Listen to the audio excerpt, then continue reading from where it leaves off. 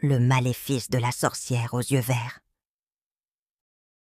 Il était une fois, dans le village de la forêt enchantée, un endroit où les feuilles des arbres semblaient avoir une vie propre, et les ruisseaux chantonnaient des mélodies magiques.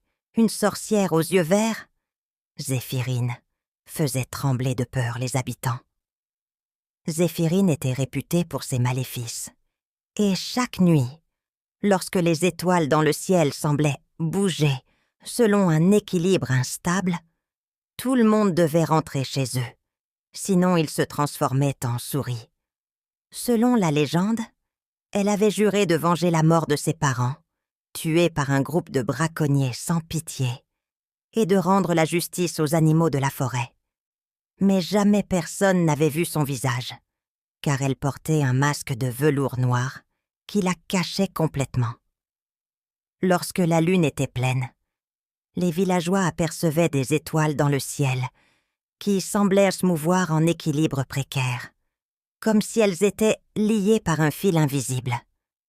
C'est dans ce village que vivait une petite fille nommée Ella. Un soir, alors que les étoiles commençaient à danser dans le ciel, les villageois se précipitèrent chez eux, y compris Ella. « Dépêche-toi, Ella !» cria sa mère, inquiète. « Les étoiles bougent, il faut rentrer avant que le maléfice ne nous atteigne. » Ella, toujours curieuse, traînait en route, fascinée par le spectacle céleste. « Mais pourquoi les étoiles bougent-elles ainsi, maman ?» demanda-t-elle. « C'est à cause de la sorcière aux yeux verts, Zéphirine, » répondit sa mère en fermant la porte à double tour. « Elle lance un maléfice chaque nuit de pleine lune. Si tu restes dehors, tu seras transformée en souris. » Ella, bien que terrifiée, ne pouvait s'empêcher de penser à la sorcière. Pourquoi Zéphirine faisait-elle cela? Poussée par la curiosité, elle décida qu'elle devait découvrir la vérité. Cette nuit-là, alors que les villageois dormaient, Ella sortit discrètement de sa maison. Elle se faufila jusqu'à la lisière de la forêt enchantée, ses yeux fixés sur les étoiles dansantes. Soudain, elle entendit un bruissement dans les buissons. Tremblante, elle s'approcha lentement. « Qui est là ?» demanda-t-elle, sa voix à peine un murmure. Une petite créature apparut, une souris aux yeux brillants.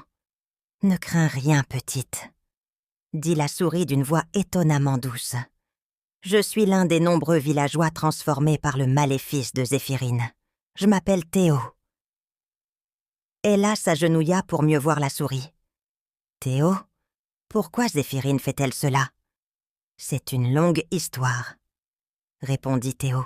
« Elle cherche à se venger des braconniers qui ont tué ses parents.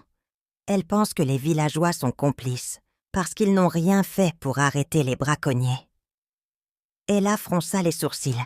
« Mais ce n'est pas juste. Comment pouvons-nous l'arrêter ?» Théo réfléchit un moment. « Il y a peut-être un moyen, » dit-il finalement. « La légende dit que si quelqu'un peut voir les yeux verts de Zéphirine et lui parler du fond de son cœur, elle pourrait lever le maléfice.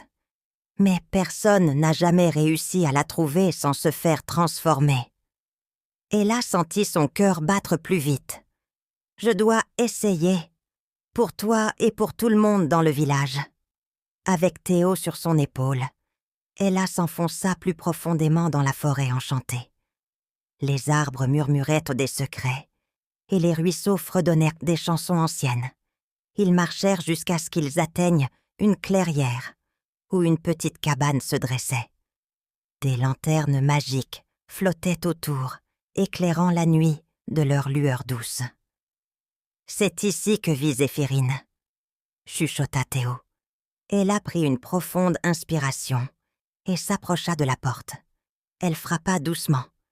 La porte s'ouvrit dans un grincement et Zéphirine apparut, son masque de velours noir dissimulant son visage. « Qui ose venir ici ?» demanda Zéphirine d'une voix grave. Ella se redressa, rassemblant tout son courage. « Je m'appelle Ella et je viens vous parler. Je veux comprendre pourquoi vous nous faites cela. » Zéphirine sembla hésiter un instant, avant de répondre. « Pourquoi ? Parce que vos semblables ont tué mes parents et que personne n'a rien fait pour les arrêter. Vous méritez tous de souffrir. » Ella secoua la tête. « Mais ce n'est pas juste. Nous ne sommes pas tous mauvais. Beaucoup d'entre nous ne savaient même pas ce qui s'était passé. Pourquoi punir tout le village pour les actes de quelques-uns ?» Zéphirine fixa Ella de ses yeux verts perçants, visibles à travers les fentes du masque. « Que proposes-tu alors, petite ?» Ella prit une profonde inspiration. « Laissez-moi vous aider à trouver les braconniers qui ont fait cela. Nous pouvons travailler ensemble pour rendre justice, au lieu de punir des innocents. » Zéphirine resta silencieuse un long moment, puis elle enleva lentement son masque, révélant un visage marqué par la douleur et la tristesse. « Tu es la première à me parler ainsi, » murmura-t-elle. « Peut-être as-tu raison. Peut-être ai-je laissé la haine m'aveugler. » Ella s'approcha de la sorcière et lui prit la main. « Ensemble, nous pouvons apporter la justice sans répandre plus de malheur. » Zéphirine hocha la tête et une larme roula sur sa joue. « Si tu tiens vraiment à m'aider, alors trouve les braconniers et amène-les ici. Je promets de lever le maléfice sur les villageois. » Avec l'aide de Théo, Ella retourna au village et commença à enquêter discrètement. Ils découvrirent bientôt que les braconniers vivaient cachés dans une cabane en bordure de la forêt. Ella et Théo élaborèrent un plan pour les capturer et les amener à Zéphirine. Quelques nuits plus tard, ils réussirent à attirer les braconniers dans un piège et les emmenèrent à la clairière de Zéphirine. Lorsque la sorcière les vit, ses yeux verts flamboyèrent de colère. « Vous avez enfin eu ce que vous méritez !» dit-elle d'une voix glaciale. Les braconniers, terrifiés, supplièrent pour leur vie. Mais Zéphirine était inflexible. Elle leva sa main et murmura une incantation. Les braconniers se transformèrent en souris, condamnés à vivre sous cette forme pour le reste de leurs jours, incapables de nuire à quiconque. Zéphirine se tourna alors vers Ella et Théo. « Vous avez tenu votre promesse. En retour, je lève le maléfice sur le village. » Elle prononça de nouvelles paroles magiques, et les villageois transformés en souris redevinrent humains.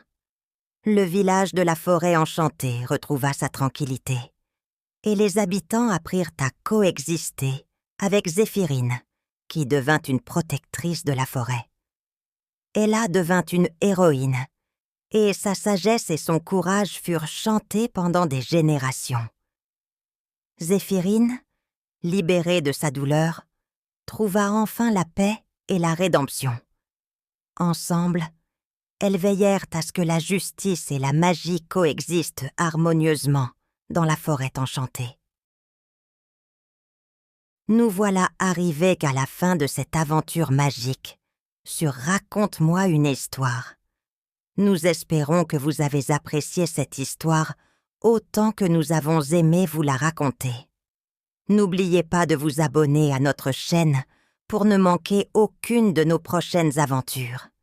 Et si vous souhaitez soutenir notre travail et aider à la création de nouvelles histoires, vous pouvez visiter notre page sur Ko-fi à l'adresse suivante: kofi.com/Nina's Bibliothèque.